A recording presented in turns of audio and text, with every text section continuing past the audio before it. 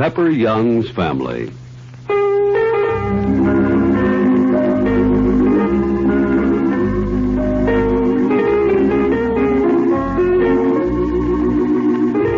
Pepper Young's Family is the true-to-life story of your friends, the Youngs. We'll be with them in just a moment after this message.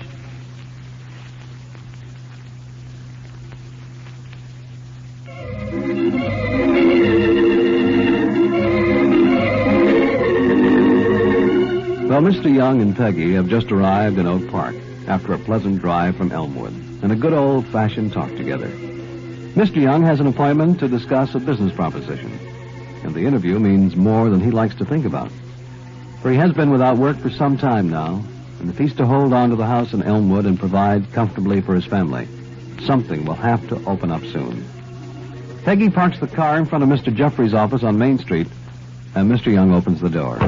I don't know how long I'll be inside, Pegs, but, look, if you don't want to wait in the car, you can wander around Oak Park for a while. I ought to be through in about, half an hour. Oh, I don't mind waiting in the car, Daddy. I'll just get a magazine and read. All right, dear. And now keep your fingers crossed and wish me luck.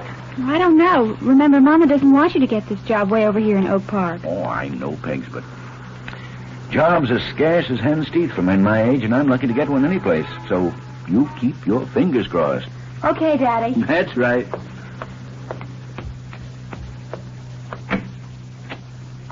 Mr. Jeffries? Ah, Mr. Young, I'm glad to see you.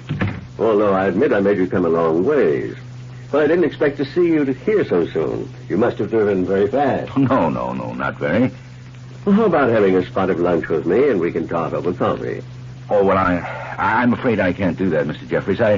I've got my young daughter with me, and we plan to have lunch together when you and I are through talking. Well, why can't she join us? Well, because I'd rather not talk business with you in her presence. Well, whatever you like. Won't you sit down? Well, thank you. Mr. Young, I have a mighty interesting proposition to offer you. Well, I certainly hope so.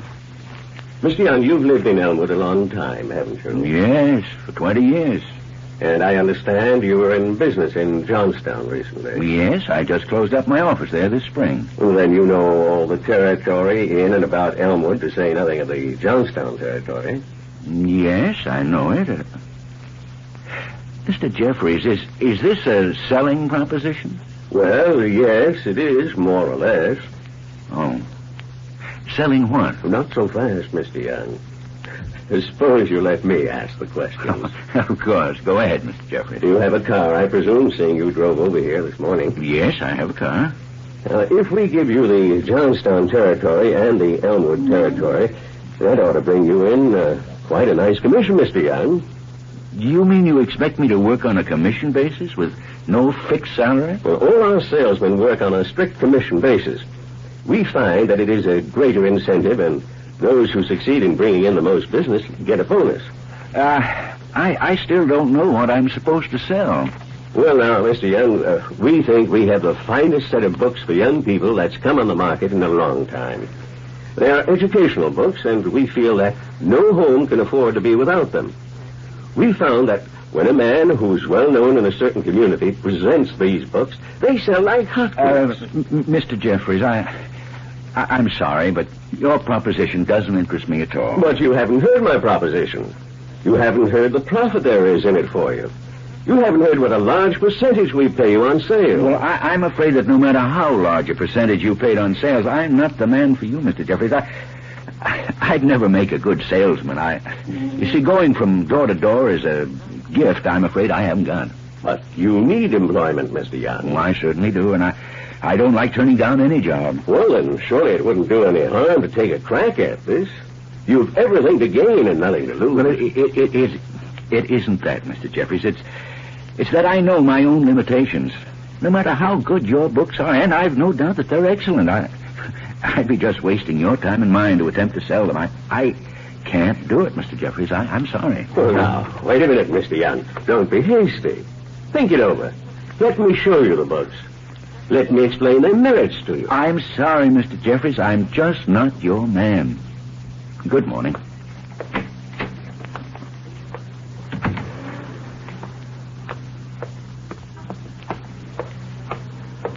Oh, Daddy, are you back so soon? What happened? Something that calls for a celebration, Pegs. A celebration?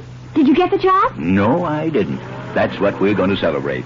What? But why? Well, I never wanted to work in Oak Park anyway. Your mother was right. It's too far away from all of you. Why, what if you needed me some night to talk things over with and I was in Oak Park? Daddy, I actually think you're glad. Glad? I should say I am. I'm tickled to death. Come on now, let's go in this little restaurant here and telephone your mother, and then I'll blow you to lunch. The best darn lunch that can be bought in Oak Park for $1. Oh, Daddy, you're wonderful. Think of anybody celebrating not getting a job.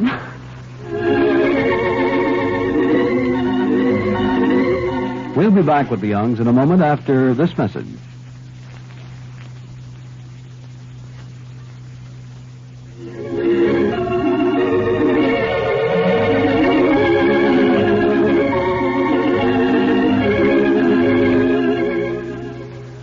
Excuse me, aren't you Mr. Young? Yes? My name is Brewster. I'd like to talk to you. Oh, well, very well. Pegs, you go on in and order lunch, and I'll be right along. Okay, Daddy. Well, Mr. Brewster, I don't think we've met before.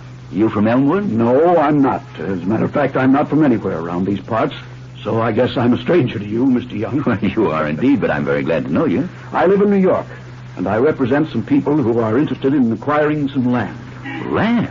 Why, that's right up my alley, Mr. Brewster. I've got plenty of land. Well, now, suppose I say that you might have something that'll interest my client. Oh, you're a lawyer. Yes, I am. Well, now, what sort of a proposition is it, Mr. Brewster? It's rather indefinite at present. It's just a matter of looking around and finding a suitable spot. Mm-hmm. A suitable spot for what? I understand you've got a piece of land out on Coronet Lake. Coronet Lake? Well, I should say I have. There's about 150 acres on the lakefront and old Coronet House, which used to be quite a summer resort in its day. Now, what condition is it in now? Well, it's in a very bad condition, Mr. Brewster. What is it, a hotel you're planning to put up or something of that sort? Well, I'm not free to disclose what the plans of the company are yet. You see, their chief interest is in acquiring the land, and if possible, a good house on it. If not, they'd be prepared to tear it down and build over it. Well, that would most certainly be the wisest thing for anybody to do with a Coronet House. It's pretty ramshackle now, I must confess, and it would take a lot of money to put in order. I'd like to look over this property before disclosing the plan to you. Well, I'm at your disposal. Anytime you like at all. It'll be all right with me. I've got the keys to the house, of course, and we could go up there, well, say tomorrow and look it over.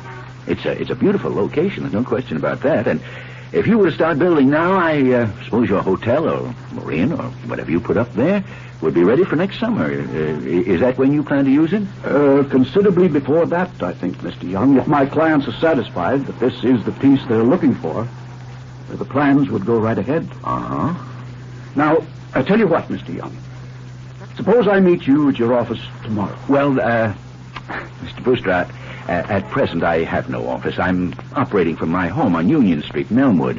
It's 183 Union Street. Now, if you'd care to come up there tomorrow morning, Mr. Brewster, anytime you say, I'll drive you over to Coronet Lake in my car. That'd be fine. Would 10 o'clock suit you? It certainly would. Then I'll be there.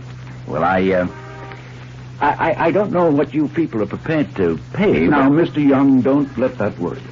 If the place is right, if the location is right, there isn't going to be any quibbling over the price. Plenty of money to pay for what we want, provided we find it. All right, Mr. Brewster, then tomorrow at 10 o'clock. Right, Mr. Young. I'm sorry I've interrupted your lunch with the young lady. I presume that's your daughter, isn't it? Yes, that's my daughter. Mighty pretty girl. Well, she's a mighty nice girl, which is even more important. Yes, that's right. Well, tomorrow morning then, Mr. Young. Yes, Mr. Brewster.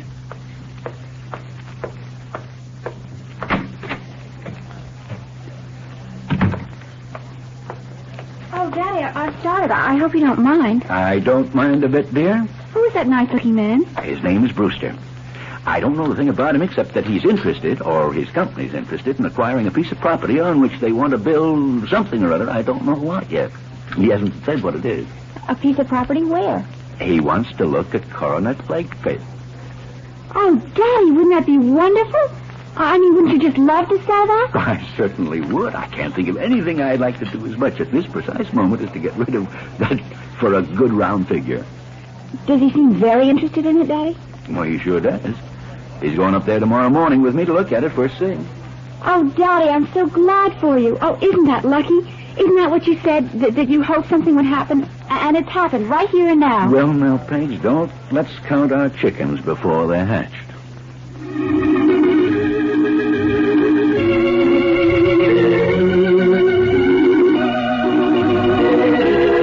And so Mr. Brewster, whoever he is, has brought new hope to Mr. Young.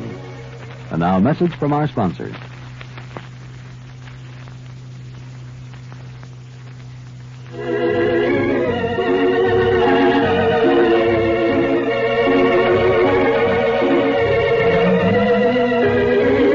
Tomorrow, Biff gets a letter from his father which upsets his plans. Be sure to join us on Pepper Young's Family. John Scott speaking. Pepper Young's Family is a modern drama production.